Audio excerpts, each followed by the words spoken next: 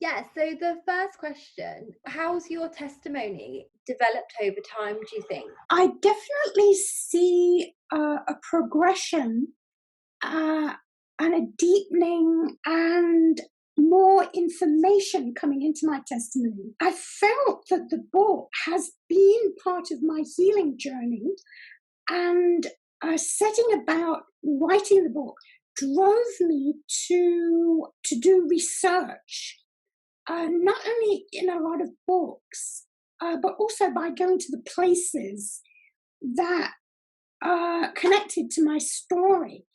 And so when I began to write the book, I had less information, and I feel there was objective knowledge, facts that enriched what I had to say now after writing the book, but also the act of going to those places and learning this stuff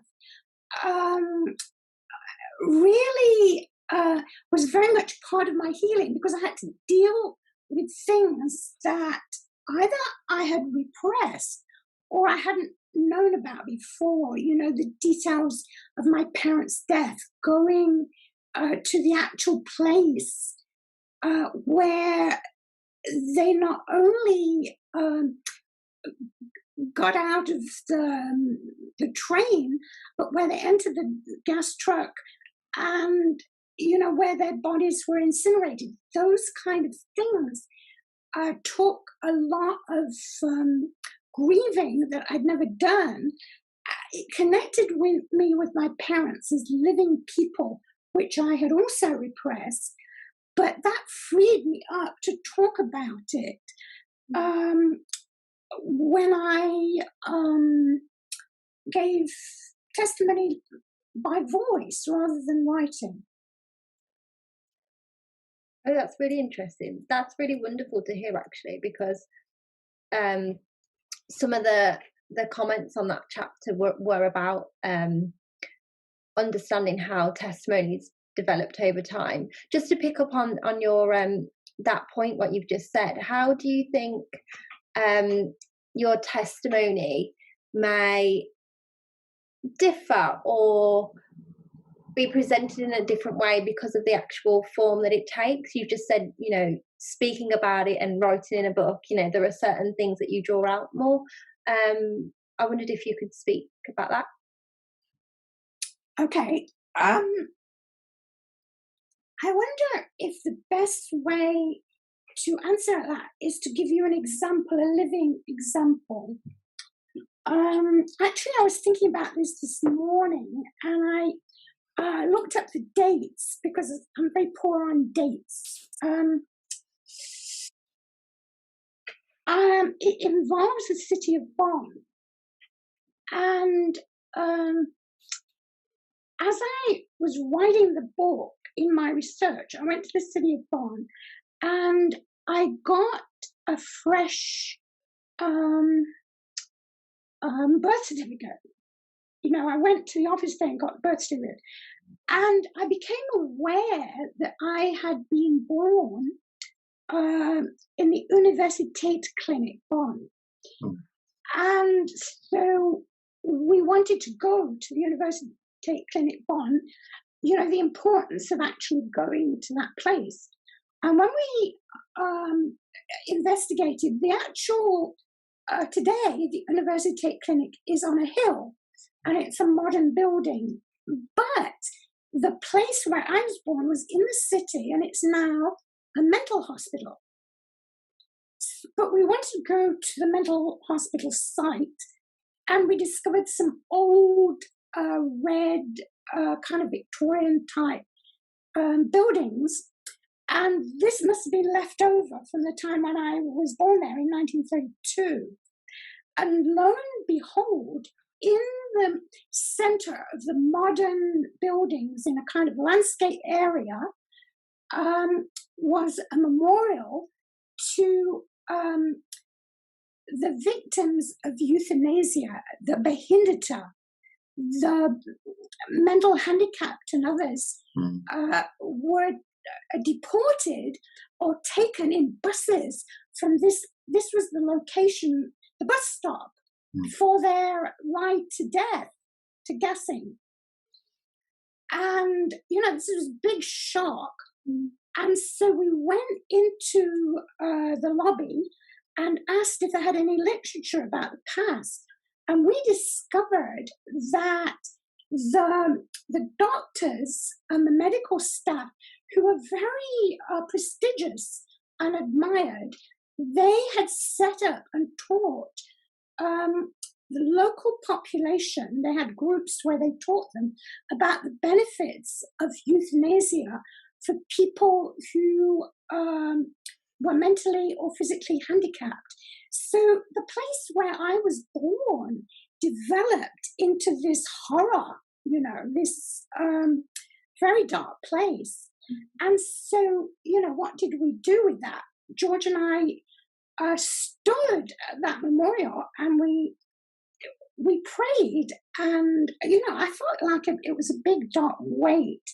And it was another occasion when I felt that I should just give the case over to God. I believed He was just, and I couldn't deal with the injustice and the evil of it. And that was part of my personal healing, but also almost like a commissioning of helping Germans to deal with the past. I thought of all the Germans who were the descendants of those who had sat in on those sessions, being influenced, and all those who taught, and the weight of that on Germany. And it's interesting how that worked out, because on May the 3rd, 2010, I was invited to Bonn by a friend of ours, Alexander, who was organizing a march in remembrance of the Jewish inhabitants of Bonn. And he and a group of others invited Germans to come and to walk through the city and go to special sites, whether the synagogue had been, or very significant places in Jewish history there. And the whole thing, it started in the Jewish cemetery and it ended in front of the Rathaus. And Alexander asked if I should read something from my book. And so I thought, what should I read? What section? Now, this is very much the connection between the book and the spoken testimony afterwards, because what I had written in the book, on May the 3rd, on that exact day, my parents had been gassed in Chelmsford.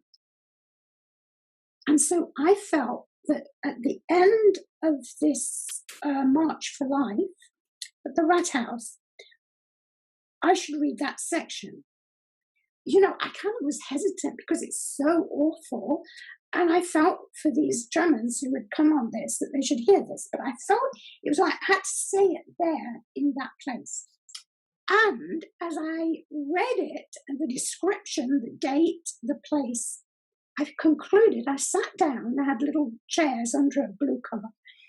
A man got up, and he was a German businessman, I think he may be in his 50s, and he came to the microphone, and he said, my grandfather was a Nazi. My grandfather was a Nazi till the day he died in his 90s. And he was posted to Chelmsford, and he was there the day your parents died. And he said, I want to say to you the words that my grandfather never ever said. Will you forgive me? And it was as though I didn't have to really think about it. It was like I was sitting on this rickety chair under this blue tarpaulin. It was pouring with rain.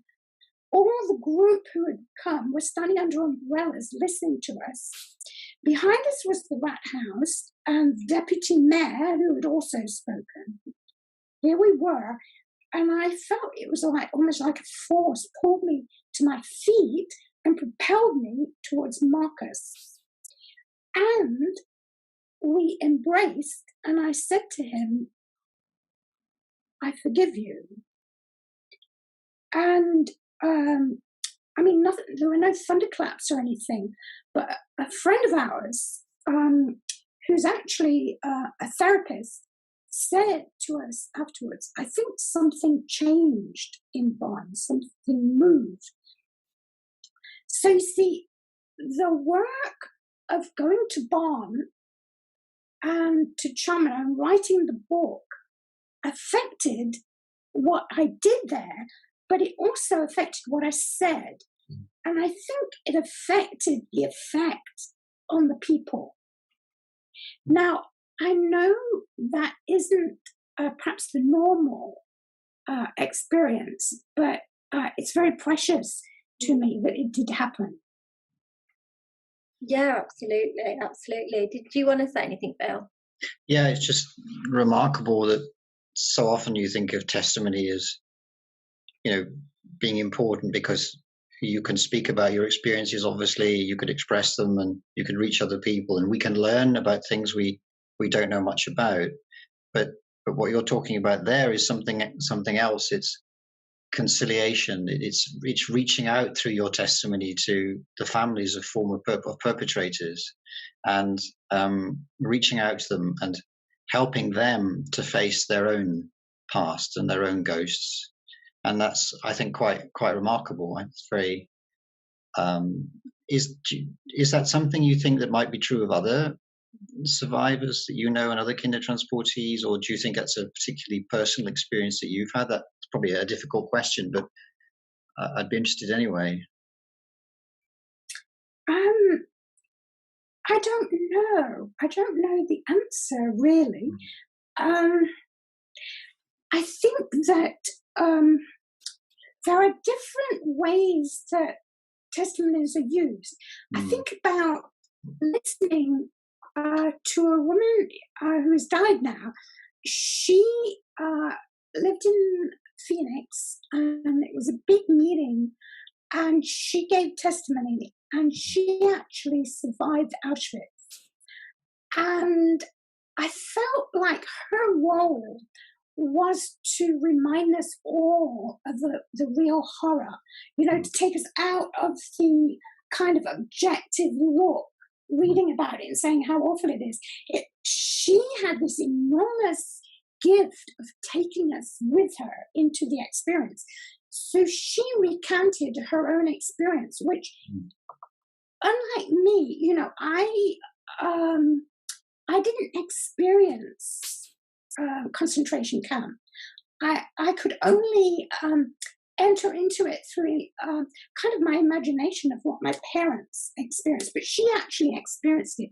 So I felt like her role was to do that for this huge audience. And, there are some things you never forget. So what she described is kind of seared in my memory. And there was great power in her sharing with us.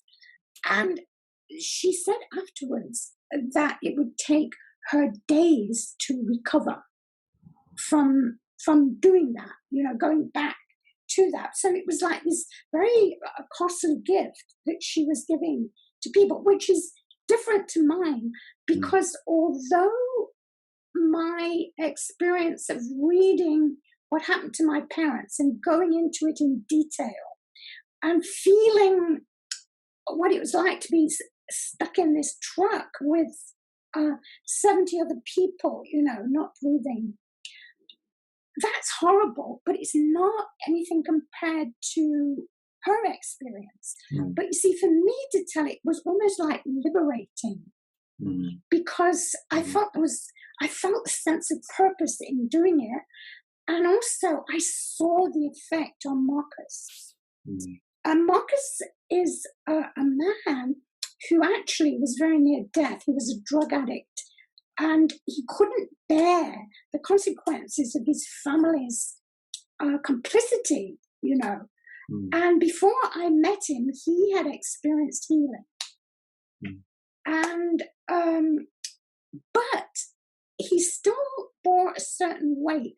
So for me, it was very exhilarating to have that experience of going through that with him. It kind of gave almost like a heavenly blessing on what I was doing, if you know what I mean. Yeah, that's remarkable. Thanks. Yeah, absolutely. No, I know you've told me that story before, so it was nice to I didn't get to record it last time, so it's nice to have it recorded now. Absolutely. Yeah, going on, there's a couple of questions that I've just thought of just by what you were saying, but do you want to I don't think Bill's heard about what then happened after with Marcus and the exchanging of artworks, because of how you after you'd spoke and given your testimony and connected, it led to a further connection. Yeah.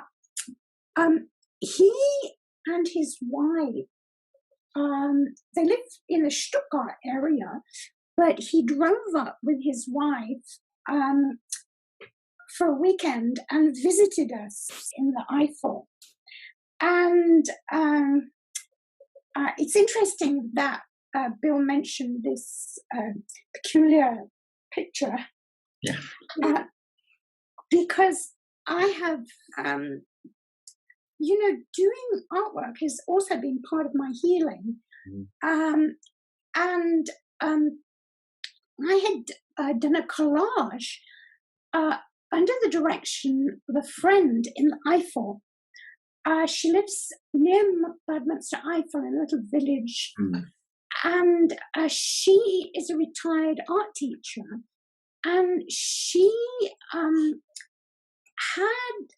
after talking together, she decided to do a workshop with one or two local friends, and we'd make collages.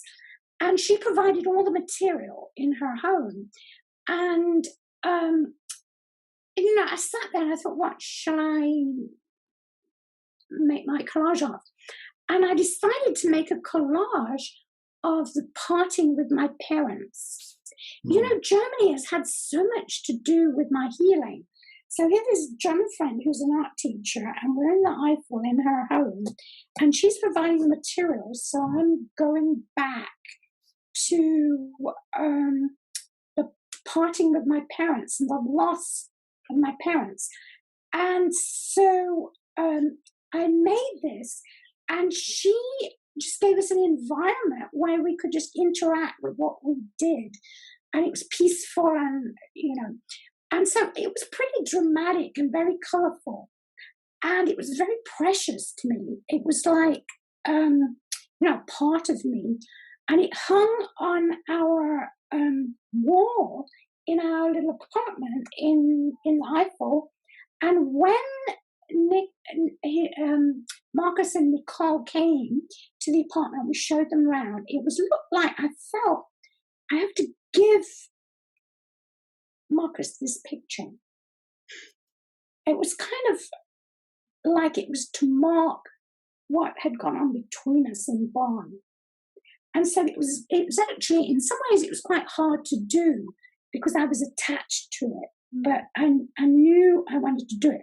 So I gave him that. And then later he gave me one of his oil paintings. He did landscape paintings. And so it was like sealing the relationship that had developed out of this. Can I just ask, so you'd done a painting of separation, you're separating from your parents, and that was the painting you gave to Marcus? Yes. So a separating was also a bringing together when you passed it to him? Yes. It's remarkable. I think it's amazing. Yeah. It's an amazing story. Yeah. It's incredible, all these stories of healing on both sides. So something I don't think I'd thought about in relation to testimony so much, Amy. I don't know. I've certainly learned from that. When you're, do you talk to schools in Germany as well? Do you talk to school children there when you're doing testimony and so on? And Yes. yeah, do you find it? I don't know if we asked this question when we may have done it in the last Zoom. If when you're talking to school children in Germany, it's different to talking to school children in America. Oh yes, very. Right.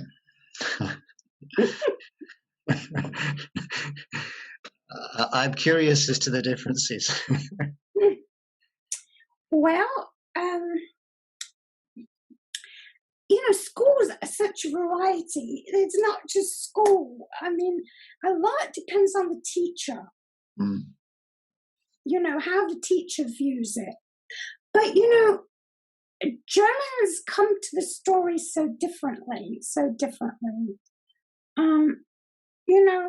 almost like an act of repentance to go into it. They feel very personally involved. And, I look at the children and I wonder, what is their family story? What has been the silence, or what is, when you go to the LD house in Köln, the buses are coming, the children are pouring in. And a lot of schools you go to in Germany, they have had trips to Auschwitz. Yeah. So there is a personal engagement, whereas in America, again, depending on the teacher, there is this observer distance. You're in the audience watching the spectacle. You don't have these personal strings attached to it, So it's a totally different environment. And so what are you trying to do in these places? I mean, when I talk to children in Germany, I try to be very sensitive to where they are and their situation. So my kind of motivation is this healing. How can I benefit these children? How can I be something in their lives? However, I don't want to idealize the German audience of students, because I've had the experience where kids in Germany, their teacher has wanted them to hear this. It's part of their curriculum, and the teacher feels we got to do this, and they are pretty indifferent, and that's a horrible experience to be there telling this when there is they're putting you at arm's length. They don't want to hear this, but they're having to do it, the teacher. So I've had that experience too. Yeah. I've had very endearing experiences in America. A friend of mine is a teacher, and it's a school. It's one of these charter schools in America. We have these charter schools, and their great emphasis is on literature and the classics and everything. So they're very intelligent children, and that she had prepared them. And so they ask very deep, searching questions. And I find that very rewarding. But I've also had experiences in American schools where I haven't felt there was an engagement in it, It's interesting. I wonder how, all the talks that you give, and also the couple of times that, I've had the honour of reading your words for you, such as at the exhibition opening, how do you feel your testimony moves beyond your book through all these other mediums? Well, I feel that my life experience is a living thing. And I feel really that I think is the purpose of all our lives. All our lives have meaning and significance, and if we desire that, maybe sometimes unconsciously, they affect other people a lot. And so, because it's living, I think there's a kind of ongoing story. I mean, that event, was it a Charlottenburg station we were talking?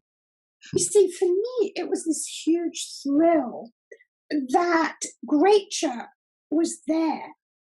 And I think it affected her to meet you. And you see, Gracia was part of the story because she was part of the 10 that went to Chelmno that first time I went. She and her husband were part of the group of 10. And so in that way, I felt like it was a continuation of the book. The story continues.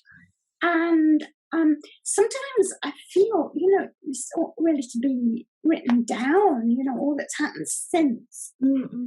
But I don't know if I have the capacity and energy to do it, But I would say my testimony is a living thing that is still alive. It's still, things are still happening. Does that answer what you're saying? Or?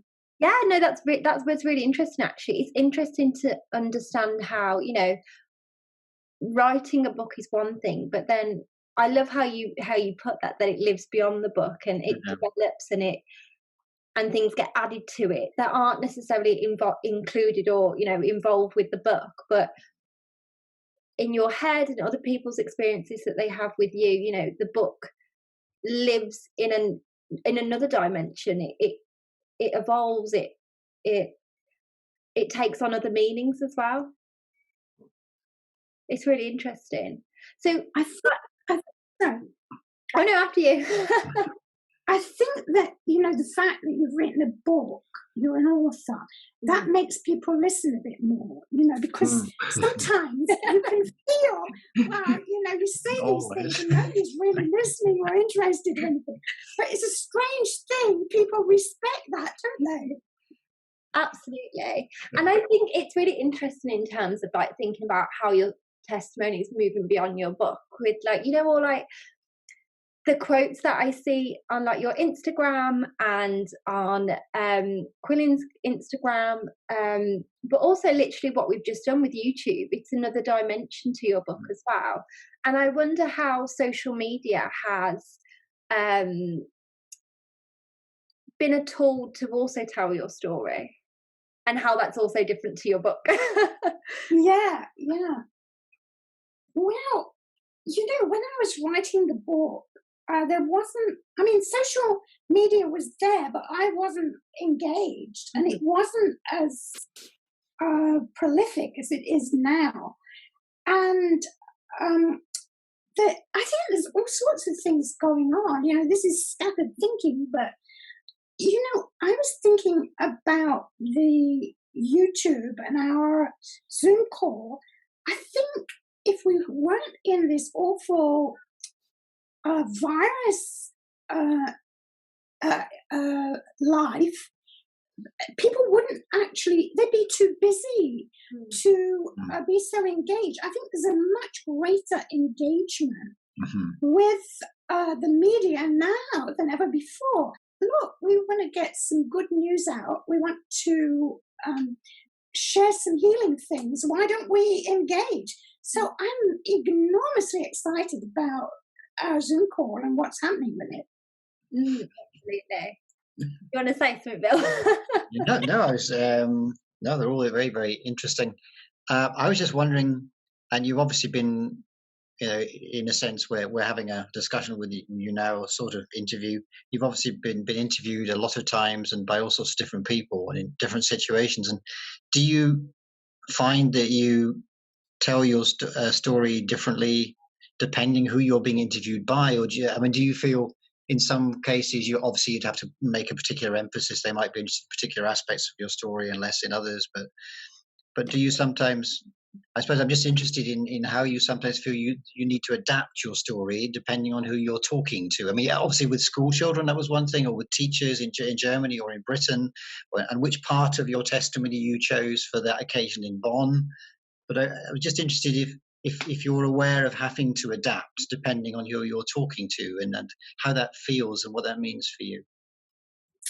Um, I think the process, in some ways, there are connections with how I wrote the book, because I was aware of the audience for the book at some point. I wanted to be authentic, so that was the same in the book and what I'm saying. I wanted to tell the truth, and I wanted to be relevant for that particular time, but also relevant to the experience and views of those I'm talking to. You know, I had this great desire to be understood and to contribute to that person's life. So I definitely, and you know, when you've lived a long time, it's kind of like a long story, and a lot has happened. So you can't tell it all, the whole thing, you know. Yeah. But